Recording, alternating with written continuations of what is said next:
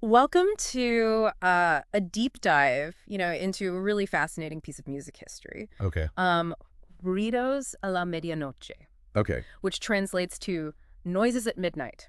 All right. We're going to explore an AI-generated recreation of a legendary concert, supposedly by this Argentinian punk rock band, Los Rebeldes de Ruido. Wow. Picture this New Year's Eve, 1979, a gritty underground club called El Infierno Subterráneo. Okay. That's the underground hell in Rosario, Argentina. Wow. Our sources include the AI-generated concert recording itself, studio tracks, band member bios, and even a blog comment that hints at just the wildness of that night. Really? What's really interesting is how this AI reconstruction uses those sources to kind of transport us back to this pivotal moment in Argentinian punk rock history. It's like someone buried a time capsule, you know, right in the heart of Argentina's turbulent late 70s, packed with this raw energy and anti-establishment fury. Wow. Yeah. And we're cracking it open together. I love that analogy. Yeah. So let's set the scene.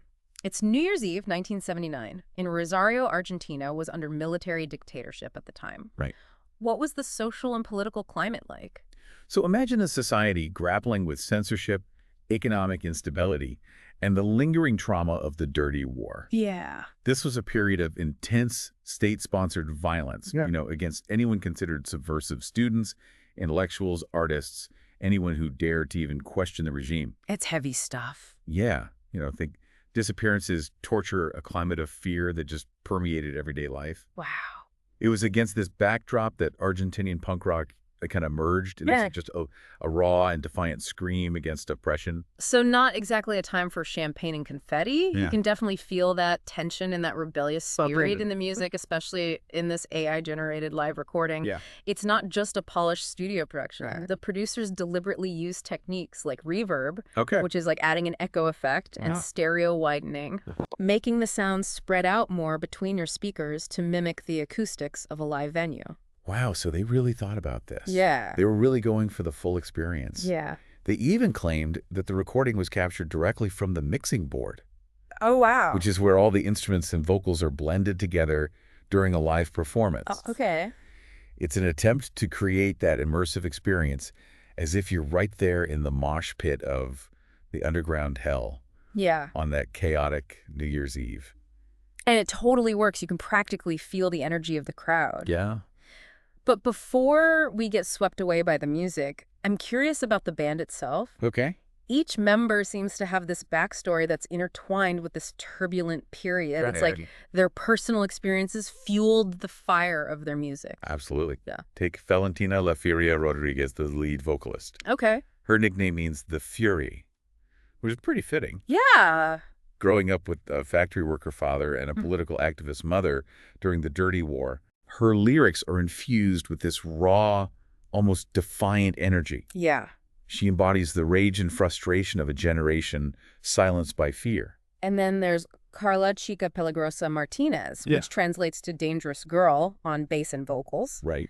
Her father was an anarchist poet who hosted underground music sessions in the bar they lived above. Oh, wow. Talk about a breeding ground for rebellion. Talk about it. It's incredible. It's fascinating how these personal stories seem to feed into the band's collective identity. Yeah. They weren't just playing music, they were living it, breathing it. Right. And then you have Mariana Lemente Perez, the mind, on keyboards and synths. She brings this dark atmospheric element to their sound, influenced by new wave and post-punk. Oh, interesting. Her father was a journalist who clashed with the government, so she also carries that legacy of resistance. Yeah, like each member embodies a different aspect of Argentina's counterculture. Definitely. And of course, we can't forget Sebastián Loco Gomez. Oh, of course not. The lead guitarist whose nickname is the Madman. Oh, yeah. Troubled youth turned rebellious guitarist, a classic punk rock story. Right. But his chaotic solos reflect the turmoil of the times. His energy is palpable, even in the AI reconstruction. Yeah. And grounding it all is Ignacio Nacho Rios on drums. Okay.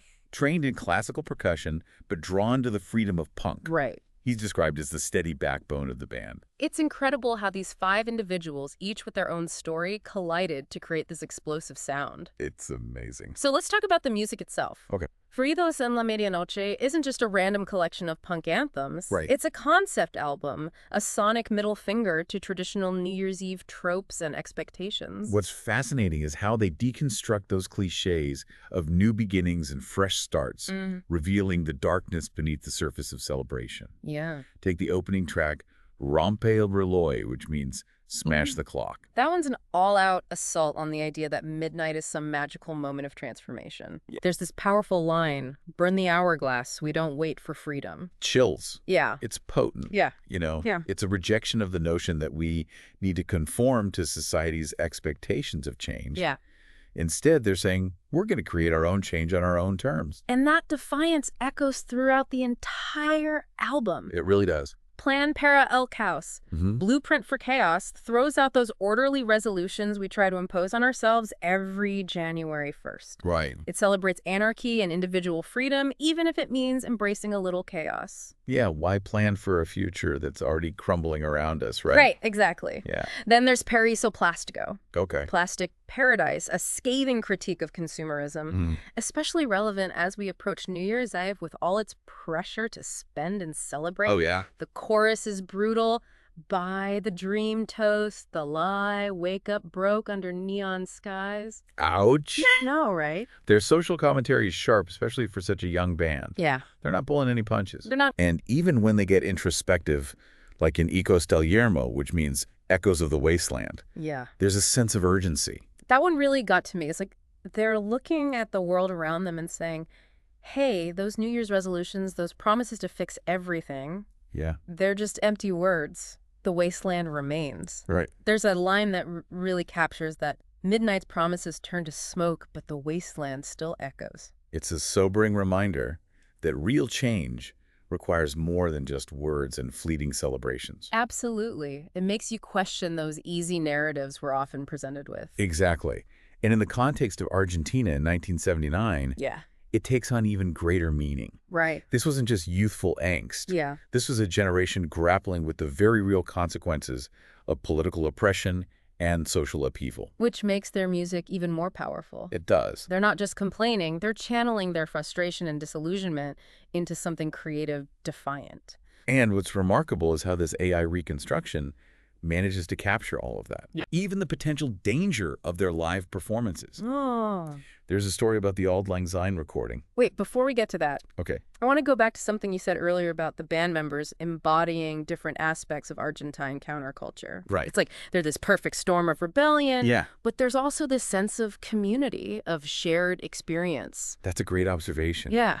It's almost as if Los Rebeldes del Ruido knew that true rebellion thrives in a supportive community. Right. Take the song Voces en los Márgenes, meaning voices at the margins. Oh, that's a powerful one. Yeah. It really shines a light on those who are often forgotten during these big celebrations. Right. Makes you ask, who's counting down for those left behind? Exactly. It's a call for empathy and inclusivity. Right. And even in the midst of their disillusionment, there's a sense of camaraderie, of finding strength in shared experience. Yeah. Like in Risas en las Ruinas, laughter in the ruins. Yeah. That song is a bittersweet acknowledgement that even when you see through the illusions, even when you know nothing's truly changed, right, there's a kind of dark humor and resilience in facing it together. Yeah. We laugh at the ruins, midnight changes nothing. It's such a powerful sentiment. It really is. And it speaks to the complexity of their message. Yeah. They're rejecting the mainstream narrative, yeah, but they're not nihilistic. Right. They find hope and connection in their shared struggle. It's like they're saying, hey, we're all in this mess together, so let's at least find some joy in the absurdity of it all. Right. But now I'm really curious about that Auld Lang Syne recording and the potential danger you mentioned. Ah, yes. This is where the story takes an interesting turn. You see, while most of Ruidos en la Medianoche is AI-generated, okay, the producers claim this track, which they titled Por los tiempos pasados, meaning for Auld Lang Syne, is a genuine recording from that night. Hold on, a real recording from 1979? Yes. In the middle of this AI-generated concert? Yeah. How is that possible? That's what makes this deep dive so intriguing. Yeah. Apparently, someone captured it on a cassette recorder a few hours after the main set. Wow. The blog comment mentioned a panicked sound engineer who fled the scene as the band stumbled back on stage. Oh my God. Fueled by who knows what. Right. And decided to play their own version of Auld Lang Syne. Wow, that sounds intense. But why would they include this raw, unpolished recording in an otherwise carefully crafted AI reconstruction? All right. What does it tell us about Los Rebeldes del Ruido? Well, it definitely adds another layer to their story. Yeah. Auld Lang Syne is a song about reminiscing about cherishing past friendships and experiences, about unity. Right. For a punk band known for their anti-establishment anthems. Yeah. It's a fascinating choice.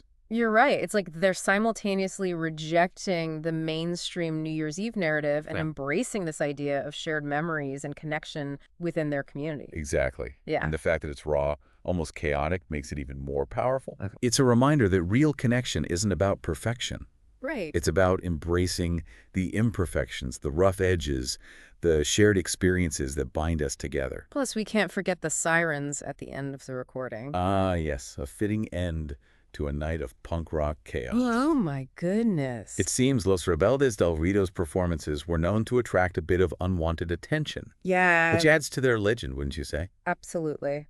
It's a reminder that true rebellion often comes at a cost. Mm-hmm. They weren't just playing music. They were living it, pushing boundaries and challenging the norms, even if it meant facing consequences. And that's what makes this AI-generated time capsule so compelling. Right. It's not just about the music. Yeah. It's about capturing the spirit of a time and a place, the raw energy of rebellion and the power of community. Speaking of community, did Los Rebeldes del Ruido have any other songs that focused on that theme? They did. Okay. And it's a fascinating juxtaposition that reveals a lot about their values. Yeah. One track that comes to mind is 𝗓𝗓 Amistad, which means blood and friendship. It's a powerful anthem about solidarity and the bonds forged in the face of adversity. That title itself is striking, almost paradoxical. Blood and friendship, it speaks to the intensity of their experiences, wouldn't you say? Absolutely. Yeah. It suggests that these connections were forged through shared struggle, through hardship and sacrifice. Remember, many young people in Argentina at that time had witnessed or experienced horrific violence during the Dirty War. So this song isn't just about having a good time with your buddies. No. It's about something much deeper, a bond forged in the fires of a very specific social and political context. Exactly, and the lyrics reflect that depth. There's a line that goes, "We raise our voices, a chorus of the damned united by blood and friendship's hand." It's a powerful image of defiance and solidarity, a refusal to be silenced or broken. Wow, that's intense. It gives me chills just thinking about what it must have felt like to hear that song performed live in that underground club, surrounded by people who understood exactly what they were singing about. It's easy to romanticize the punk rock scene. Right. But this was a generation facing very real dangers. Their music was a form of resistance, but it was also a way of finding solace and strength in each other. You know, it makes me think about how music can create these invisible communities. Yeah. These spaces where people feel seen and understood, especially during times of political turmoil or social unrest. Music can be a lifeline. Absolutely. It can give voice to the voiceless, create a sense of belonging, and inspire collective action. Mm-hmm. And what's so interesting about Los Rebeldes del Ruido is that they managed to balance that sense of community with their fierce individualism and their rejection of authority. They were walking a tightrope, weren't they? Rebellious, but also deeply connected to their community. Individualistic, but also committed to collective action. Exactly. And that tension is what makes their music so compelling. They weren't afraid to embrace contradictions, to challenge easy narratives, to be both furious and hopeful at the same time. Speaking of contradictions, I'm still thinking about that Auld Lang Syne recording. Yeah. It seems so out of place on an album filled with anti-establishment anthems. What do you make of it? Was it a moment of genuine sentimentality, a drunken whim, or something more calculated? That's the beauty of art, isn't it? Yeah. It's open to interpretation. But I think there's something significant about them choosing to end their set with a song that's all about shared memories and enduring bonds. Especially given the context of that night, New Year's Eve, a time when people are supposed to be looking forward, making resolutions, embracing new beginnings. Exactly. But Los Rebeldes del Ruido were rejecting those traditional narratives. Instead, they were choosing to celebrate their shared history, their collective struggle, their resilience in the face of adversity. It's a reminder that sometimes looking back is just as important as looking forward.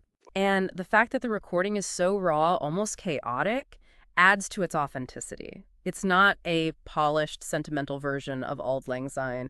It's messy, drunken, and full of raw emotion. And let's not forget those sirens wailing in the background. Right? It's a stark reminder that their rebellion wasn't without consequences. There was a real danger to what they were doing, and that danger adds a layer of poignancy to their music. It's like they're saying, yeah, we're here to celebrate, but we're also not naive. We know the world is a messed up place, and we're not afraid to confront that reality. Precisely. And that refusal to shy away from difficult truths, to sugarcoat their message, is what makes their music resonate even today. They were punk rockers, but they were also poets, social commentators, and chroniclers of their time. And thanks to this AI-generated time capsule, we get to experience a glimpse of that time, to feel the energy of that night, to hear those voices that might have otherwise been lost to history.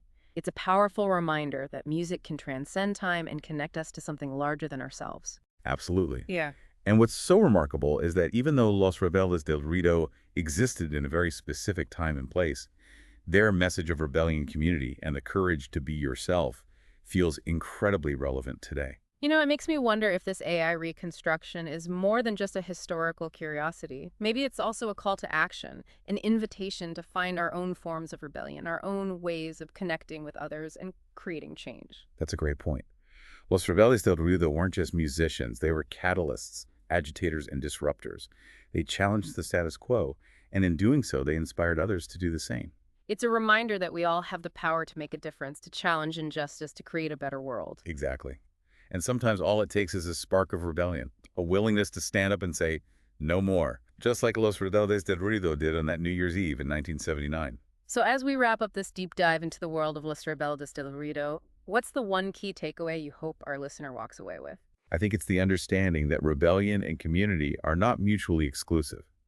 In fact, they can often fuel each other. Los Rebeldes del Ruido showed us that true change, real progress, requires both a questioning of the status quo and a deep connection to the people around us. It's about finding your voice, your way of making a difference, and doing it alongside others who share your passion and vision. And it's about remembering that even in the midst of chaos and uncertainty, there's beauty to be found in shared experiences, in those moments of connection that transcend time and place. Whether it's in a sweaty punk club in 1979 or listening to this AI-generated time capsule today, Los Rebeldes del Ruido invite us to embrace our own rebellious spirit and find strength in community. So as we head into this new year, we leave you with this: what will your rebellion be? How will you connect with your community and create meaningful change? Remember, the countdown doesn't matter. What matters is the courage to stand up, speak out, and build a future that's more equitable and maybe even a little more punk rock. And if you want to experience the raw energy of Ruidos on La Medianoche for yourself, you can find it online. It's a journey worth taking. Until next time, keep diving deep and stay curious. Yeah, it really is amazing how Los Rebeldes del Ruido captured, both that rebellious spirit and the deep sense of community that defined Argentinian punk rock in the late 70s. It's really something. Their music wasn't just about anger. It was about finding, connection and hope in the midst of a very difficult reality. Yeah, and that blend of raw emotion and social commentary is what makes their music so timeless. Right. They weren't afraid to challenge the status quo, to speak truth to power, and to celebrate the power of collective action. And, they weren't afraid to have a little fun along the way, even if it meant pushing boundaries and, attracting the attention of the authorities. Right. Those sirens at the end of the Auld Lang Syne recording are a testament to that. Speaking of that recording, yeah. I think it's worth revisiting the fact that it was captured on a simple cassette recorder long after the sound engineer had wisely decided to call it a night. It's such a stark contrast to the rest of Ruidos on La Medianoche, which was so meticulously recreated using AI technology. Right. Why do you think the producers decided to include this raw, unfiltered moment in an otherwise polished production?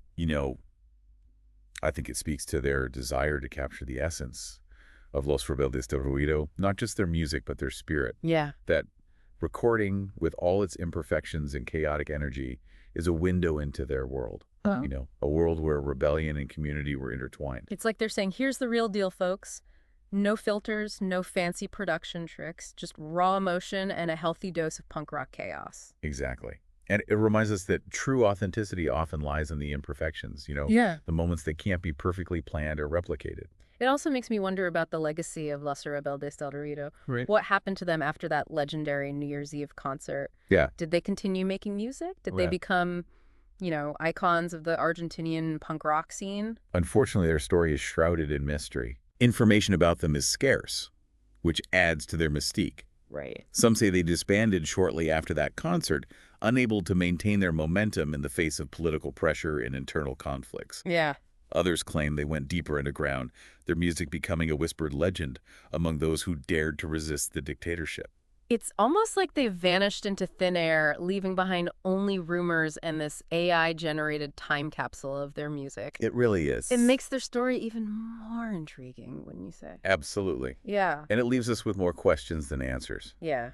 But perhaps that's the point. Los Rebeldes del Ruido were about disrupting narratives, challenging expectations, and leaving their mark on the world in their own unique way. Right. Their story, like their music, is open to interpretation. It's up to us to fill in the blanks, to imagine what might have been, and to carry their spirit of rebellion and community into the future. And maybe, just maybe, their music will inspire others to unearth their own hidden histories. Yeah. To challenge the status quo and to create a world where the voices of the marginalized are heard loud and clear. That's a powerful thought. So as we wrap up this deep dive into the world of Los Rebeldes del Ruido, I think it's safe to say that they were more than just a band. Agreed. They were a force of nature, a symbol of resistance, and a reminder that even in the darkest of times, the human spirit can find ways to connect, create, and inspire change. And who knows, maybe somewhere out there in the depths of the Argentinian underground, their music is still echoing, waiting to be rediscovered by a new generation of rebels and dreamers. That's a beautiful thought. And on that note, we'd like to thank you for joining us on this deep dive into the world of Los Rebeldes del Ruido. We encourage you to seek out their music, listen with an open mind, and let their story ignite your own rebellious spirit. Until next time, keep diving deep and stay curious.